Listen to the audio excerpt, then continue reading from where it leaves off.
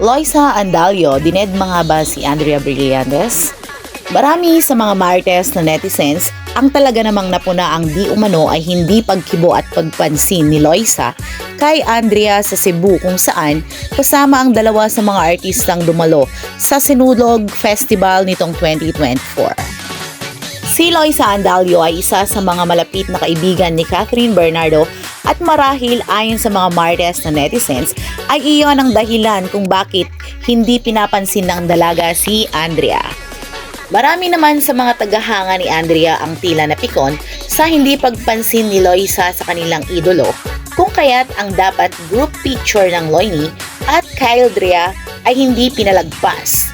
Nag-post ang isang netizens ng group picture ng Loini at Kyle Drea ngunit ang mukha ni Loisa at Ronnie ay tinakpan.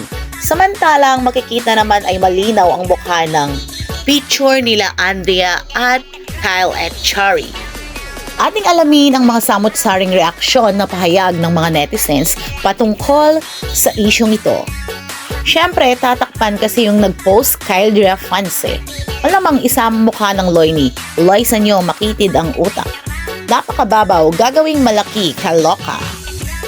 Ang ganda ni Andrea, move on na lang kayo, walang forever. Say naman ng isang netizens. Natural, kaibigan niya si Kat. Ano naman kung deadbahin niya si Andrea? Deserve, friend yan eh. I love Loisa. Say naman ng isang netizens. Ikaw Mars, na-deadma ka na ba?